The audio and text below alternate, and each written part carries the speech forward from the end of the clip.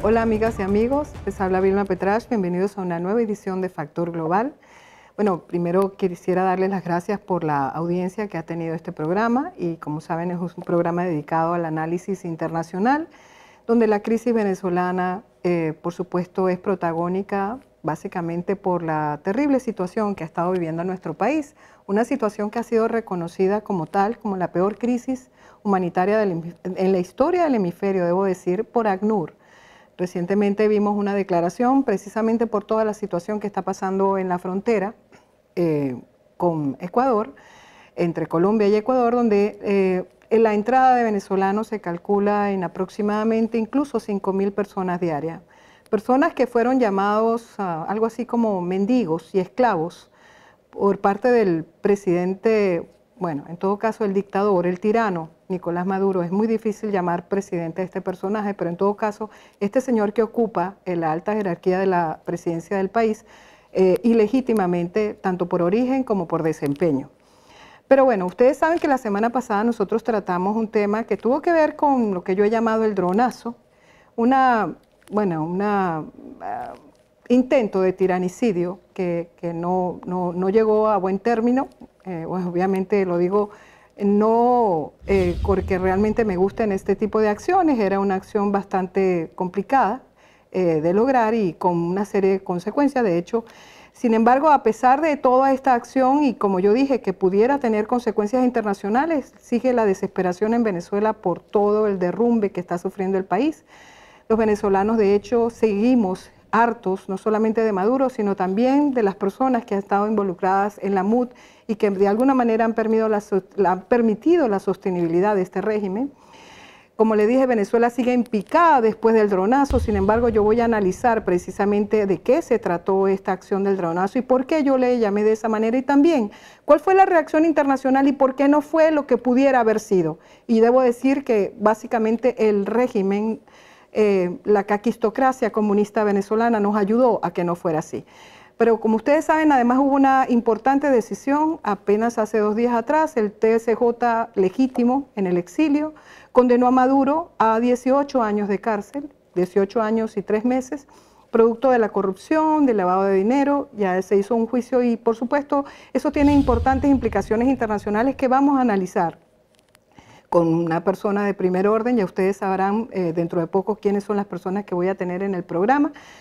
Pero aparte de eso voy a analizar temas que tienen que ver evidentemente con la democracia más sólida del mundo, que también está confrontando sus propios problemas. Se trata del tema de la investigación Mueller, una investigación que lleva más de un año, que algunos dicen, el propio presidente de los Estados Unidos, que se trata básicamente de una caza de brujas, pero que ha llevado inclusive a una situación muy tensa, sobre todo la relación del presidente con la prensa. Ha sido uno de los temas que parece recurrente en estos ataques que el presidente ha tenido contra la prensa, en los cuales, por cierto, involucra a todos estos factores en una suerte de caza de brujas contra su presidencia, desde la investigación Mueller propiamente hasta la relación del presidente con los medios. De manera que vamos a tratar también ese tema con un invitado precisamente para conversar sobre esos temas tan claves que tienen que ver también con la estabilidad y el futuro de la democracia en los Estados Unidos. Pero déjenme conversar con ustedes sobre el tema venezolano, que como ustedes saben es nuestro dolor permanente. Yo la semana pasada argumenté que el dronazo había sido una aventura muy desventurada, por decirlo menos, una aventura realmente, en mi opinión, poco responsable, más allá que fue probablemente un acto de desesperación, yo no lo dudo, hubo personas involucradas. El propio régimen venezolano en este momento, a través del Tribunal Supremo de Justicia ilegítimo, en una acción paralela al Tribunal Supremo de Justicia legítimo, está pidiendo en este caso que 9 personas que están en Colombia, que están en Estados Unidos y tengo entendido que en Perú también, sean extraditadas. Yo no creo que van a tener suerte porque en Venezuela no se respetan los derechos humanos y porque el gobierno venezolano está completamente deslegitimado, sobre todo desde el 20 de mayo, cuando se da una elección que es considerada fraudulenta por una gran parte de los países democráticos del mundo, y por supuesto eso le da muy poco peso al gobierno para que se crea que hay un Estado de Derecho en Venezuela funcional que pueda garantizar que a personas que pudieran haber participado en lo que en otros términos hubiera sido un acto básicamente de magnicidio y hubiera despertado la colaboración de los gobiernos de la región, pues yo creo que no se va a dar. Y les voy a explicar por qué además creo que no se va a dar. El gobierno sí tuvo en un momento dado una ventaja importante. La semana pasada yo discutía con Francisco Acosta, un invitado de lujo que estuve la semana pasada analizando sobre este tema, por qué podría ser un retroceso y era negativo para nuestra causa que hubiera este tipo de actos, donde básicamente era focalizar en asesinar al tirano, pero no se sabía que podía ocurrir, aunque según algunas versiones, inclusive un tanto irresponsables de periodistas o de showman, un showman como Bailey aquí en Miami, pues él casi que con pelos y uñas dijo que esto era una, digamos, empresa mayor y que estaba involucrados desde generales venezolanos hasta generales colombianos, que el Departamento de Estado sabía, salpicó a todo el mundo en digamos, en esos programas, dedicó toda una semana a esto. A mí me pareció bastante irresponsable, pero en todo caso, esta situación que le hubiera podido dar una ventaja, entre comillas, competitiva al gobierno en relación con la acción internacional, que hubiera frenado un tanto las acciones internacionales, que hubiera frenado, por ejemplo, las condenas que se han hecho de manera recurrente y bastante digamos, progresiva al régimen de Maduro, pues obviamente el gobierno no logró su propósito, que lo pudo tener porque nosotros prácticamente, en todo caso los factores de oposición que se involucraron en esta acción, se le habían puesto, digamos, demasiado fácil con este tipo de acciones que no son bien vistas en general, estos tipos de actos en muchas partes del mundo y sobre todo en los países democráticos. Pero el gobierno cometió un grave error. Filtró 2 videos, uno de los cuales yo puse en el programa, donde evidentemente nosotros lo dijimos, se evidenciaba que Juan Requesens, el joven diputado venezolano que fue apresado a raíz de, como supuesto, por participar por una confesión hecha a través de la tortura, en este acto de pasar a un individuo que participó en todo este proceso del atentado,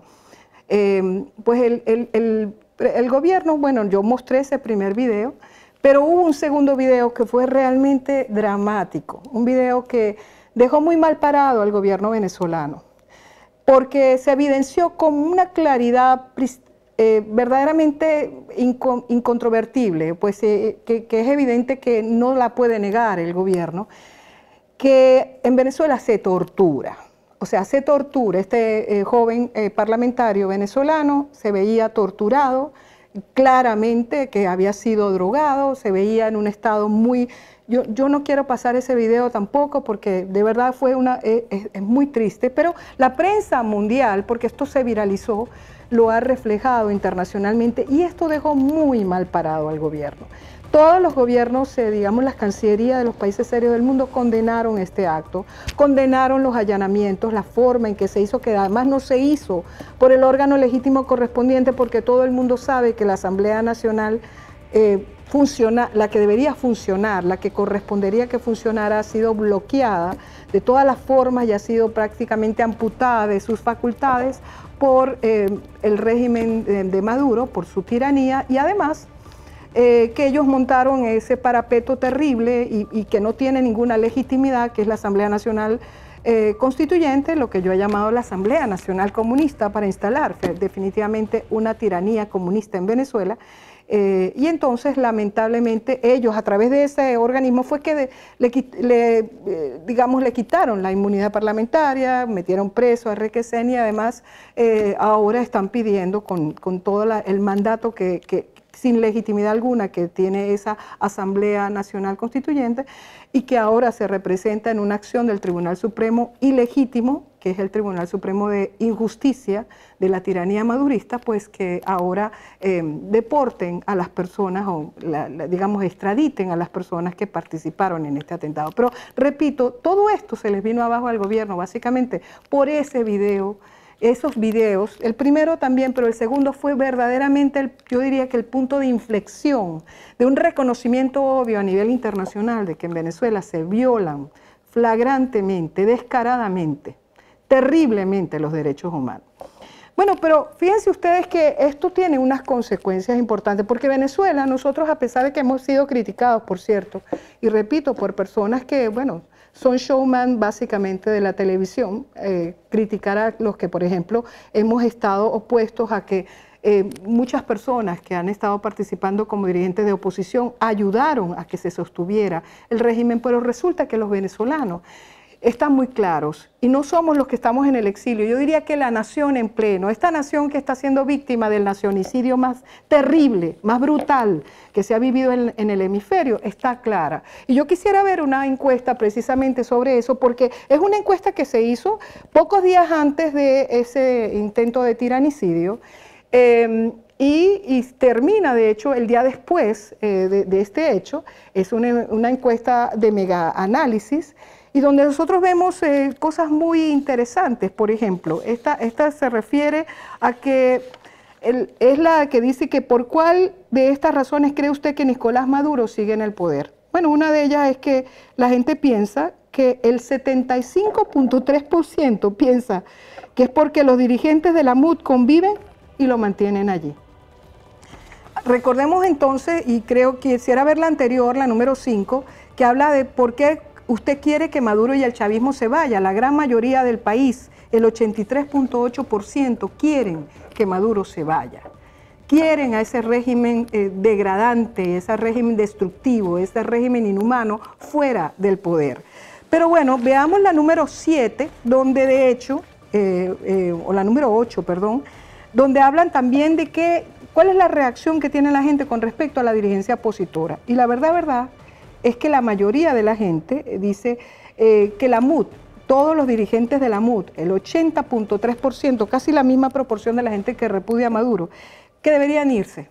deberían irse. Estamos hablando de individuos como este que ahora está acusado y que está en un exilio bastante dorado en comparación al joven estudiante y a después dirigente Requesens, que fue un dirigente estudiantil, como ustedes saben, y luego parlamentario, electo por un importante grupo de electores en Venezuela. Pues bueno, él está preso, pero el señor, Borges está en el exilio, viviendo cómodamente, y seguramente no va a ser, obviamente, extraditado. Pero bueno, él es uno de los repudiados junto con Ramos Salub, junto con Capriles, junto con Abeledo y junto con muchas de las personas que hemos visto, obviamente con Rosales, con Henry Falcón, todas estas personas. Y resulta que los venezolanos sí es como que están asumiendo con claridad quiénes son sus verdaderos líderes.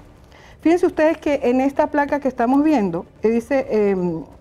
la pregunta es, ¿quién en Venezuela cree usted que debería encabezar la nueva fuerza o unidad opositora que sustituya a la MUD y al llamado Frente Amplio, que ustedes saben que fue el parapeto que se montó después? Bueno, el 40.7% dice que María Corina Machado, y en un lejos segundo lugar aparece Lorenzo Mendoza, y también muy lejos tercer lugar aparece Leopoldo López. Ya, lo que les quiero decir es que María Corina Machado, pues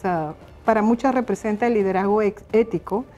y ha hecho una labor que muchos la consideran de altísima credibilidad en este momento de crisis que vive el país. Ahora, con respecto al papel de la comunidad internacional, ustedes saben que yo he sido muy escéptica con respecto al papel que puede jugar la comunidad internacional, pero también hay una claridad entre los venezolanos, no porque no quisiera yo que la comunidad internacional jugara un papel, sino porque realmente tendrían que quitarse esos prejuicios sobre el bendito discurso y la práctica de la soberanía, que en Venezuela, como ustedes saben, no existe. Pero la verdad es que la mayoría de los venezolanos dicen que Venezuela no está en capacidad plena de resolver sus propios problemas internos sin la ayuda internacional. De hecho, el 78.4% piensa que no lo podemos resolver si no tenemos la ayuda internacional. Es decir, están claros que sí necesitamos ayuda internacional. Ahora, ¿cómo vemos la participación de gobiernos, por ejemplo, como el de Estados Unidos? Bueno, en la próxima placa ustedes ven que le preguntan a la gente, ¿usted cree que el presidente de Estados Unidos, Donald Trump, representa una esperanza para los venezolanos? Y fíjense ustedes, 64.8% dice que no, casi el 65%. Solamente un 19.9% piensa que sí. Es decir, no hay una confianza con respecto a la acción tal vez por ciertos indicios que pudieran estar, básicamente se han quedado en el plano de las sanciones. Sabemos también que hay acuerdos entre las grandes potencias que están muy metidas en Venezuela. De hecho, el secretario de Defensa Mattis está en el hemisferio precisamente analizando la presencia rusa y china en el hemisferio, en la cual es un proceso que se ha venido adelantando desde hace tiempo y pareciera que tienen sus manos muy metidas en ciertos países, concretamente el caso de Venezuela. De manera que no se sabe exactamente si Estados Unidos va a actuar contra los intereses de esas potencias en tanto y en cuanto no perjudique sus propios intereses. Ahora, fíjense ustedes que con respecto al gobierno de Duque, el nuevo gobierno de Colombia, hay una actitud de mayor esperanza, piensa casi el 52%, que con el nuevo gobierno de Colombia la posibilidad de que se ayude en la salida de Maduro es mucho mayor que con lo que fue el gobierno de Juan Manuel Santos. Hay una esperanza importante. Pero yo quisiera terminar con la última placa que tiene que ver con el tema de quién puede ser la persona que pudiera liderar un gobierno de transición en Venezuela. Fíjense ustedes, se repite más o menos lo que vimos con respecto al liderazgo que sustituya a la MUD y al Frente Amplio, ¿no? Estamos hablando de que la gente piensa que alguien como María Corina Machado, en segundo lugar Mendoza, en un tercero lugar bastante también lejano, Leopoldo o Antonio Ledesma, pero en todo caso María Corina es la que destaca de manera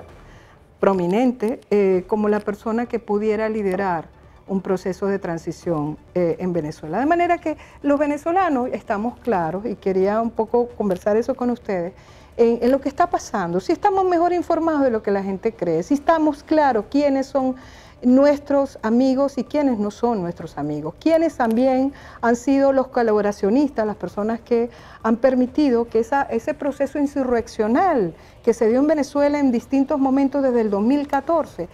prácticamente fuera puesto de lado por otros intereses subalternos que nada tenían que ver con la situación de recuperación de la democracia y por supuesto de la libertad y la prosperidad en Venezuela. Ya sabemos entonces que la razón por la que estamos en donde estamos en este momento es precisamente porque no tuvimos el liderazgo correcto en el momento correcto, porque no hicimos lo que teníamos que hacer a pese a un mandato muy claro que se había dado el 16 de julio del 2017. Así que yo creo que los venezolanos estamos bastante claros y en ese sentido vamos a seguir adelante nosotros con nuestro proceso,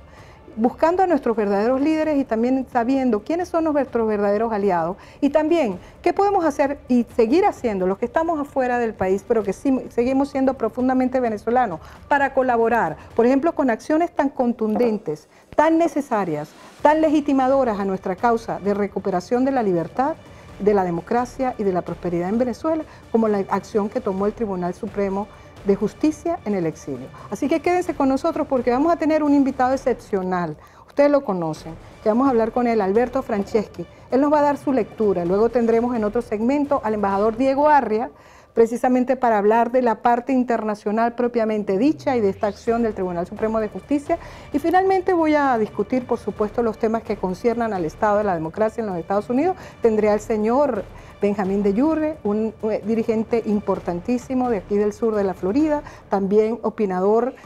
muy prestigioso, que escribe y es columnista del Miami Herald, para analizar el caso de todo lo que ha pasado con la investigación del fiscal especial Mueller y con la situación de la prensa y la relación de la prensa con el presidente de los Estados Unidos. Bueno, quédense con nosotros y ya venimos.